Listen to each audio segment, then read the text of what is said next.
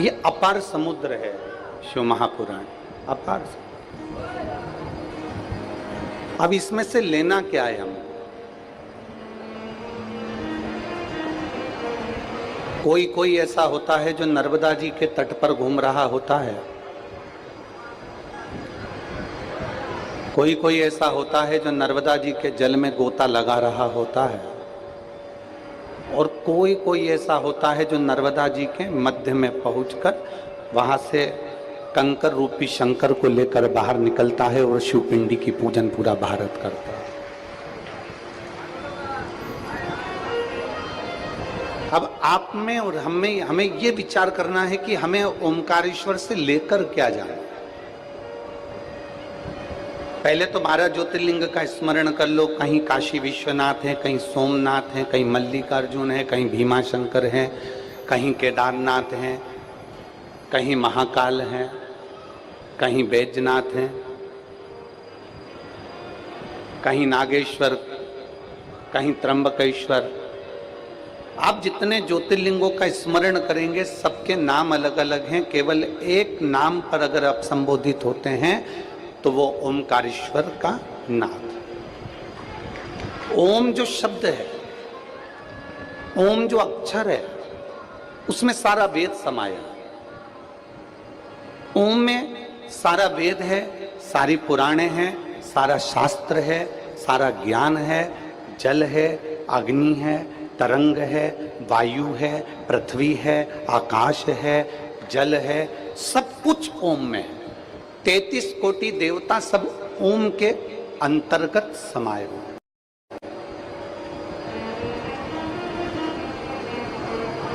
अब जहां कथा सुन रहे हो वो कौन से नाथ है?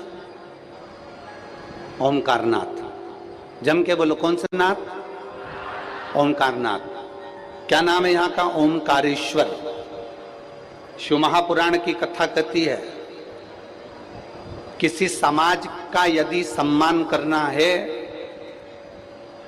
जैसे मान लो कोई साहू समाज है, ब्राह्मण समाज है, माहेश्वरी समाज है, अग्रवाल समाज है, मान लो कोई अन्य समाज है, कोई दर्जी समाज है, कोई ताम्रकार समाज है, कोई स्वर्णकार समाज है, किसी भी समाज का हमें सम्मान करना है तो क्या हम पूरी समाज के व्यक्ति को बुला बुला कर सम्मान करेंगे? बोलो, जम के बोलो रे। सब निमाड़ वाले जरा दमदारी से बोलो। एक एक व्यक्ति को बुलाएंगे, सम्मान करेंगे? नहीं करेंगे। क्या करेंगे? उस समाज के अध्यक्ष को बुलाएंगे, शाल पहनाएंगे, माला पहनाएंगे, सम्मान कर देंगे। उस समाज के अध्यक्ष का सम्मान हो गया, मतलब सबका सम्मान हो गया। उसी तरह शिव महापुराण की कथा कहती है 12 ज्योतिर्लिंग का नाम का उच्चारण ना कर पाओ, 12 ज्योतिर्लिंग तक ना पहुंच पाओ तो केवल ओमकारेश्वर नाम का उच्चारण कर लेने से सारे ज्योतिर्लिंग को प्रणाम हो जाए।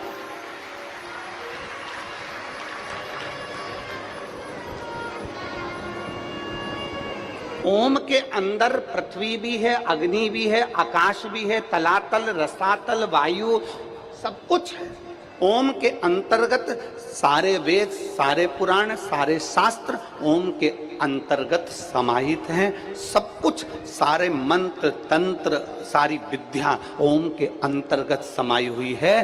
तो 12 ज्योतिर्लिंग में अगर आप नहीं जा सकते, 12 ज्योतिर्लिंग का यदि आप स्मरण नहीं कर सकते, तो माई नर्मदा के तट पर जो ओमकारेश्वर बसा है उसका सुबह सुबह एक बार नाम ले लेने से 12 ज्योतिर्लिंग को प्रणाम हो जाता है। अध्यक्ष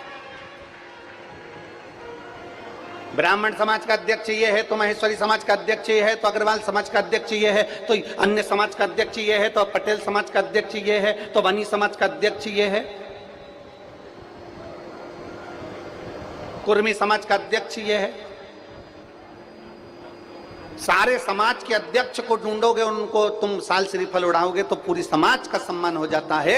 उसी तरह 12 ज्योतिर्लिंग में से एक ज्योतिर्लिंग ओमकारेश्वर का मात्र स्मरण करो तो 12 ज्योतिर्लिंग का पुण्य फल हमारे खाते में आ जाता है। अब जरा किस्मत देखिए तुम्हारी कितनी प्रबल किस्मत है। जिस ओमकारेश्वर का मात्र नाम लेने से 12 ज्योतिर्लिंग के अध्यक्ष के भाव से उनको प्रणाम होने पर पूरे 12 ज्योतिर्लिंग को नमन हो जाता है, तो तुम कितने किस्मत वाले हो रहे। जरा विचार तो करो कि 12 ज्योतिर्लिंग में से एक ज्योतिर्लिंग ओमकारेश्वर में बैठकर कथा सुन रहा है, बैठकर कथा सुन रहा है। ये भाग्य आपका।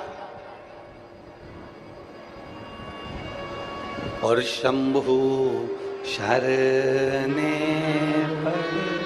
मांगू घड़ी रे, दुख काटो दया करीने दर्शन।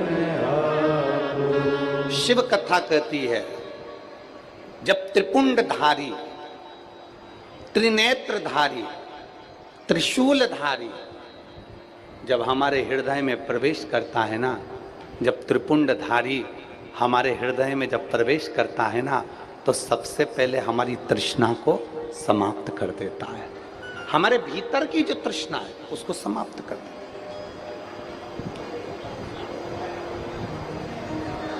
कोई तुमसे पूछेंगे, आप लोग यहां से जब कथा सुनकर जाओगे, और हमारा तो यही निवेदन है कि पानी का समय है, प्रयास यही करना कि रोज आना जाना कर लेना, अगर पास के हो तो। प्रयास यही है।